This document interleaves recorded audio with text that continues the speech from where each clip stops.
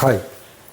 So సాధారణంగా భారత సమాజంలో ఉన్న ఒక సందేహం ఏంటంటే, మహాభారతం చదివినప్పుడు ద్రౌపదికి పంచపాండవులు భర్తలు. సో అదేంటి, ఆమె 5 భర్తలను ఎలా కలిగి ఉంది అంటే, దానిలో ఉన్న కథల ప్రకారం కొంత వింతగా ఆన్సర్లు చెప్తారు. ఓవరాల్గా అయితే సరే, ఆమెకి 5 భర్తలు ఎందుకు ఏర్పడ్డరు అని ఒక దైవత్వానికి సంబంధించిన కథలు చెప్తారు. ఆమె ఆవులింత గురించి ఒక కథలు చెప్తారు. ఆమె భర్త అని అడిగినట్టుగా చెప్తారు 5 సార్లు. దానివల్ల ఆమెకు 5 భర్తలు వచ్చినట్టుగా చెప్తారు. రకరకాల కథలు చెప్తూ ఉంటారు.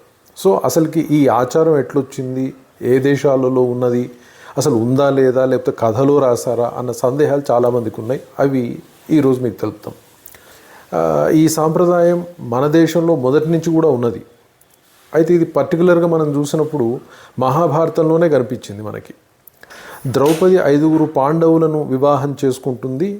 పాండవులు అరణ్యవాసంలో ఉన్నప్పుడు హిమాచల్ ప్రాంతంలోని కిన్నౌర్ అనే ఒక ప్రాంతంలో ఉన్నారని ఒక కథనం ఉంది. ఈ ప్రాంత ప్రజలు వారసత్వంగా పాండవుల నుండి తమకు ఈ ఆచారం వచ్చినట్లుగా చెప్తారు.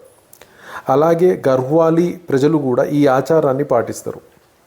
అలాగే సౌత్ ఇండియాలోని నీలగిరి ప్రాంతంలో కూడా తోడా తెగలవారు, అలాగే ట్రావెన్కోర్లోని నంజానాద్ వెల్లాలలో కూడా ఈ ఆచారం ఉంది.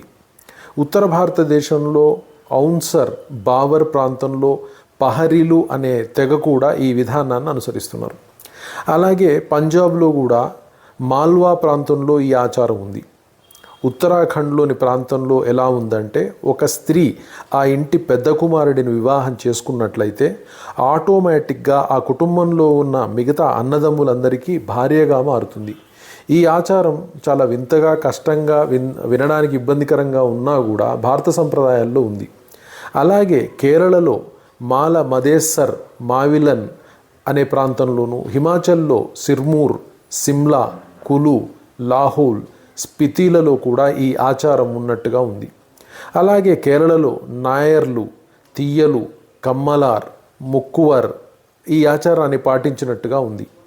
అలాగే ఈ ఆచారం భూమిని, సంపదను విభజించకుండా ఉండడానికి గాను ఈ సంప్రదాయాలు పాటించే వారిని చరిత్రకారులు, సామాజికవేత్తలు తెలుపుతున్నారు.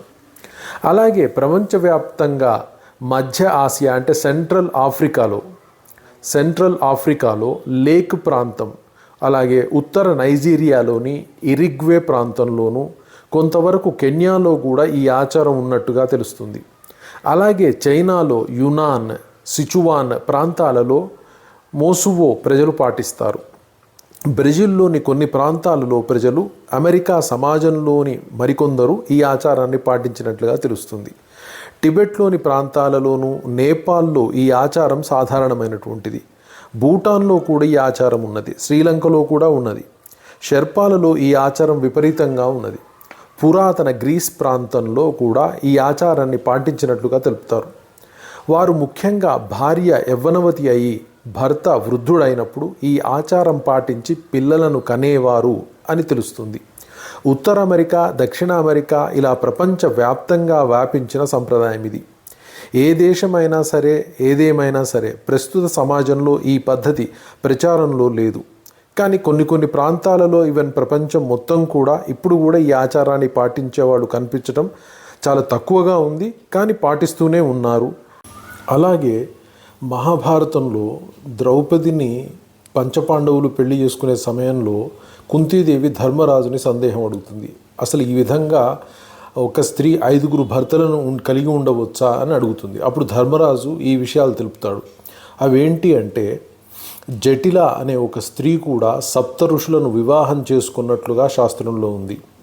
అలాగే హిరణ్యాక్షుడి చెల్లెలు ప్రచేతి కూడా 10 మంది సోదరులను వివాహం చేసుకున్నట్లుగా ధర్మరాజు కుంతీదేవికి తెలుపుతాడు. ఈ విధమైనటువంటి విషయాలు భర్తృత్వాన్ని గురించి తెలుపుతున్నాయి. ఈ ఆచారం అనేది అనేక మంది భర్తలను ఏ విధంగా కలిగి ఉన్నారు ప్రపంచవ్యాప్తంగాను, భారతదేశంలోనూ అని తెలిపే ప్రయత్నం మీకు చేశాం. Thank you very much.